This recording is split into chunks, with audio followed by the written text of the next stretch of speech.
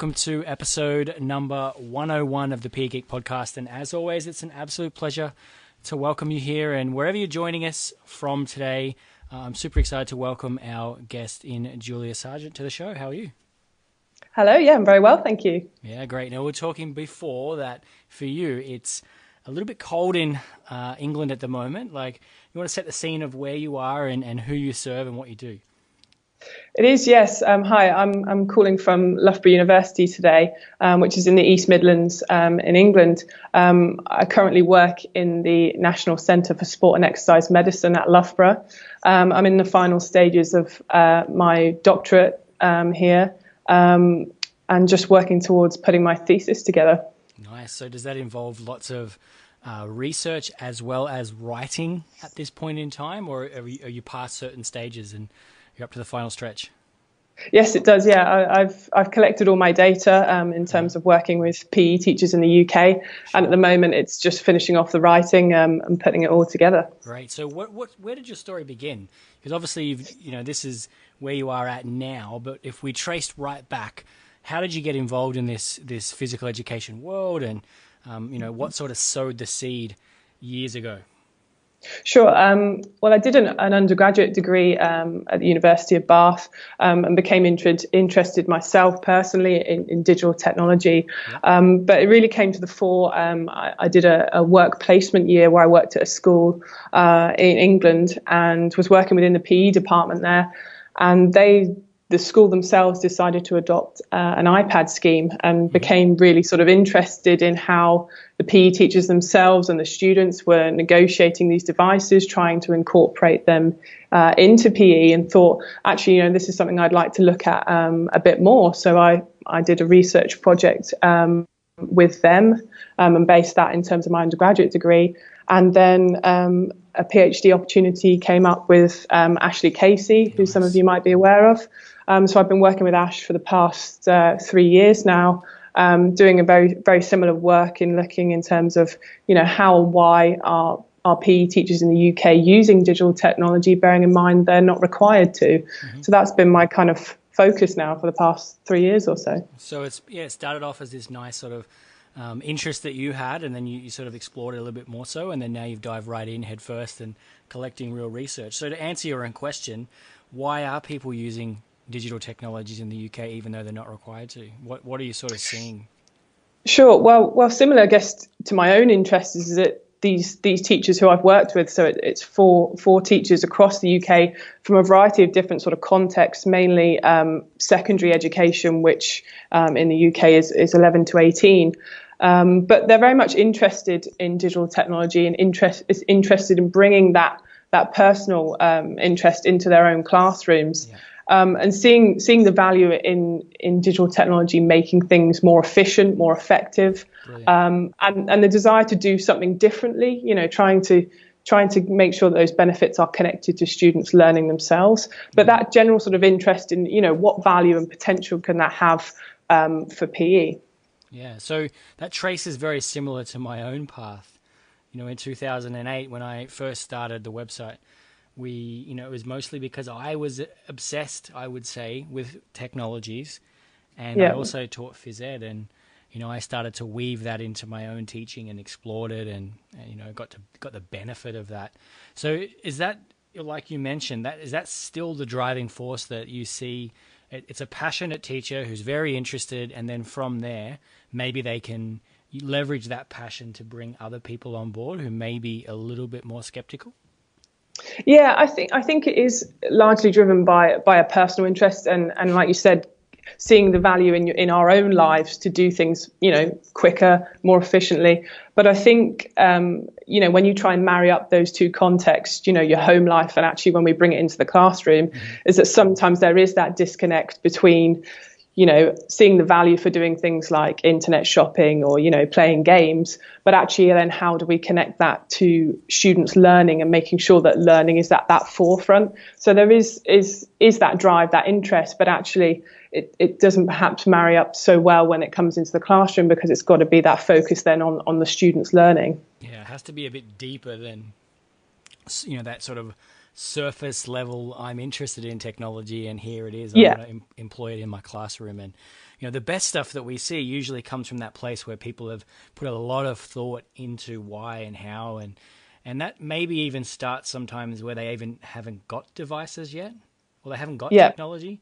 They've got outcomes and goals and things that they want to achieve, and then later on the technology finds its place into that scenario, rather than the flip of that is, oh, wow, we've got some iPads or we've got some whatever device it may be, and let's jam it into a unit. And that can be a mistake. I think it's sometimes identifying what it is you want to achieve with the technology, i.e., from these teachers, it's sort of, what is the outcome? What's the end product that I want to produce? And then how can technology help me to get there? How can it help me to move along that journey? And the same decision, if it doesn't help you to get there, then perhaps it's a pedagogical decision not to use it in the same light. So, like any tool that we would use. Sure. Yeah. So it's for these teachers, it seems that the technology hasn't driven their decisions. Mm-hmm. It's that idea of, from my planning, from the outcomes that I want students to achieve, how can I look at technology and the benefits that it affords, and then see if I can tailor this into the classroom. Mm-hmm. So we see lots of evidence of iPads, videos, YouTube, social media, and those sorts of things. Yeah, I mean, there is a lot of evidence of shiny object syndrome in the school setting still, even now, with schools we work with and stuff that we observe. And I can't think of a bigger example of shiny object syndrome than in the East Coast of the United States, the West Coast of the United States, with the rollout of iPads to every kid in like California or something like that. Big deal that they did. It was worth billions, and it came with no training. So they rolled these devices out, and there was like no support, and it was very much driven by let's do this because, rather than the sort of why and how. And you can sort of guess how that went. It ended up being one of the biggest like educational disasters ever, and I think it led down the path of some class action lawsuits for people who'd made these billion-dollar deals without really thinking about the intent behind it. So that's a severe case, but we do see it. We see schools making decisions based on the wrong things. So if you are a school and you're thinking about leveraging technology, and you may have worked with people, what are some of the things that you're seeing where they're actually getting a benefit that's driven, towards improving the learning outcomes? Like what are some of the projects maybe that you've seen that have worked quite well? Sure. So I think for the majority of these teachers at first is that it can seem quite gimmicky, like you say, you're driven by that device. But actually over time, in terms of strategies that teachers that I've worked with have used, is that it's a lot of trial and error. It's a lot of trying to identify, what things work well, what things don't perhaps work as well, but actually then reflecting on that use in terms of pedagogy and thinking, right, next time, how can I actually improve that? So it's also about consistency in your use. For these teachers that I've worked with in the UK, it's about establishing routines of practice, so getting yourselves and the students used to the device, and making sure that it's a part of the culture of the classroom. So it's not just an ad hoc piece of device that's brought out every now and again. It's actually sort of embedded into PE. Be invisible to what it is that the students are achieving. If it's at that top layer and it's too visible, I think that's when things go down that wrong path, because it becomes too much about technology. Sure. And I think for a lot of teachers is it's how can we marry up PE with physical activity? And for two of the teachers that I've worked with, they've incorporated digital technology with flipped learning. So delivering content, learning resources for students to learn and understand outside of the classroom. And then when we bring that back into the next lesson, the initial sort of understanding and knowledge has been developed. And then actually the teacher and the students can get into the physical activity more efficiently. Mm-hmm. So actually, digital technology is helping these teachers to maximize and sort of contribute towards students' physical activity time, which I think is really important for physical educators. Yeah, and at the heart of that, this is something that I say a lot with the people that we work with, that good teaching is what drove that and made that possible. And the good teaching combined with the tech can absolutely give you more time for the stuff that we think the lesson outcomes, the physical activity or whatever it may be. But at the same time, it's this double-edged sword. And if you roll in there thinking that there's this magic bullet that is just going to change everything for your class, I think you're in for a bit of a rude awakening. Yeah, I mean, some of the teachers that I've worked with talk about positioning themselves as a learner. So it's very much that, I talked about that trial and error idea, but that idea that you and the students are both sort of learning together through this, not positioning yourself as necessarily an expert, especially when, we bring this into the classroom, but actually learning through our use and building upon that, reflecting upon it in terms of, is this getting to the outcome I want to achieve? If not, how can I sort of tailor that? Yeah, absolutely. And it's critical. And unfortunately, a lot of teachers, they have this real issue with not being that focal presence, that person that has all the knowledge and the answers, and they sort of shy away from any particular situation where they may be seen in a different situation. And, I've always found that the best stuff happens when for me at least, when I position myself in that learner mindset. And, to be honest, some of the best classes I ever taught were where I was literally probably less competent than some of the students in some of the areas that I taught them in. Sure. And they actually had no idea that that was the case, because we were able to leverage technology in a way that augmented the learning outcomes in a way. And, my role changed from being this expert to the facilitator that drove that. And I think that's what excites me about technology, that we can have a different role if we choose to. And I think that's pretty cool. So what are the biggest barriers then that people in the UK and elsewhere are having around the use of technology? Is it still access to devices? Is there other things at play? I think access is still a big one. I think as well is that if we're trying to look at getting around that access, is for some teachers, they sort to bring their own devices in from home, but also then we have discrepancies between their personal devices and the school's use. So yes, access is a big one as well. We have restricted curriculum PE time in the UK now. So, for some schools, they don't deliver PE at all. And for others, it's an hour a week. So there's very much, you're restricted by what you can do in terms of that.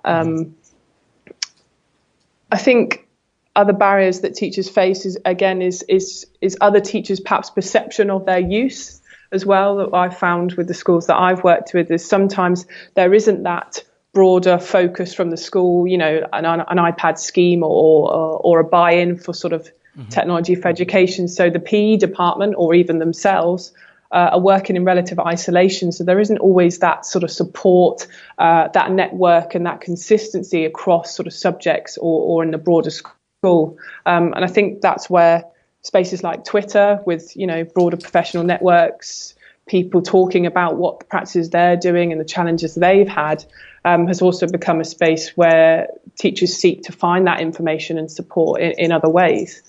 Yeah. I mean, there's still this huge gap between those that are doing those sorts of things and those that are not.